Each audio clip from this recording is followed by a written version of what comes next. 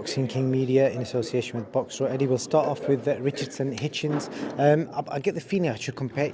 Could we compare him to Devin Haney? He's got all the skills, but the fans probably don't appreciate that much and probably want a bit more from him. Yeah, I think Devin's a little bit more aggressive. You know, I think there's a lot of pressure on Richardson tonight. It was his first fight headlining, but he's beaten Zepeda 120, 108. So it's difficult to criticise, isn't it? But you know, as that fight goes on, you want him to be a little bit more aggressive. I know what we want, what fans want, and all in all, a good performance. But we would like to see a little bit more. Sandy Ryan, it's obvious the rematch is more than likely going to be happening next. Are we looking at US, or would you bring it back to the UK? I think maybe run it in the UK. You know, I think that.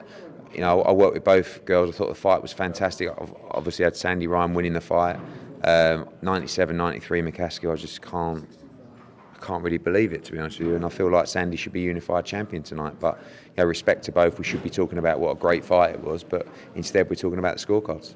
Talking of the scorecards, one of the judges in the Conor BENN fight had Conor winning 96-94, which I personally find quite shocking. Yeah. Alex Levin, I don't know if that was the same judge that had... No, it wasn't the same judge, but I lost my rag on that one because of obviously what happened with Sandy. And I just don't know what these guys are watching. I mean, I probably gave Orozco 1 round. But how do you score that? You're saying 1 round away from being a draw. Frightening. But, you know, I thought it was a good performance from Conor BENN. Dangerous opponent with a tremendous chin. But I think looking back, he's explosive, so exciting to watch, and 10 rounds that will be well banked for him. You talked a lot about the Conor's comeback and see what kind of numbers it will drive. What's the early indication in regards to the zone and Conor's comeback? Big numbers all week. I mean, you've seen it across social. You know, we'll see the zone's numbers early next week. But yeah, everybody excited to see him. And you know, you get a lot of people. We're not watching. We're not tuning in. We're not bothered. Of course you are. He's the biggest star in the sport outside of AJ and Fury in the UK, and you know, that fight with EUBANK's absolutely massive, and I don't think EUBANK would stand up to what we saw tonight, but we'll see. You mentioned the date, 23rd of December. I'm assuming you've got a venue booked. Can you tell us where that is? No, we want to do the fight in the UK. You know, we're in talks with some big stadiums there. We're also looking at that fight internationally, but we'll speak to the board next week and speak to Cali Sowland and Wasserman and see if we can get it made. Quick word on JOYCE. I know you predicted that he would lose by knockout. Were you surprised how dynamic it was? No.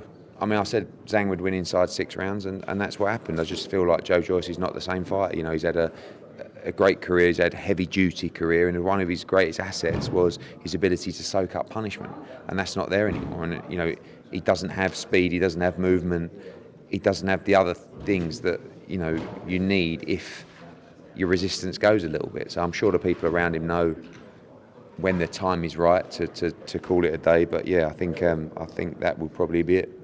Frank Warren mentioned in a post-fight interview that he's now got a deal in place with ZHANG. Would you be looking at a potential ZHANG-AJ fight? Some people are suggesting that online. Yeah, we've looked at it before. I mean, we've always talked about it with ZHANG in the Bird's Nest. I'm sure ZHANG will be looking at Tyson Fury and Usyk and world title shots as well. But our plan is Deontay Wilder, but I wouldn't rule out a ZHANG fight at all. Chisora, we spoke to him tonight, and he's saying Wilder AJ's off. No, definitely not. I mean, I spoke to. It's off with Skills Challenge, who he worked with. An official no from that then. Yeah, I think that's pretty clear from them. That, I mean, as in for January, I think that's a no. Chisora called me straight after the ZHANG fight. He wants the ZHANG fight. But yeah, our plan is Deontay Wilder, but we'll see.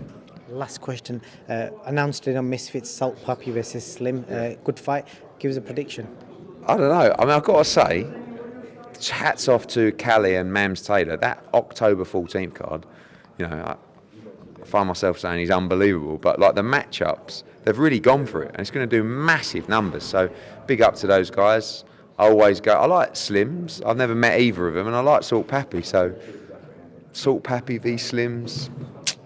Salt Papi's he's got in unbelievable shape, but Slims is awkward, isn't he? Oh, it's a draw. Eddie, and thank you. Cheers, mate. Thank you.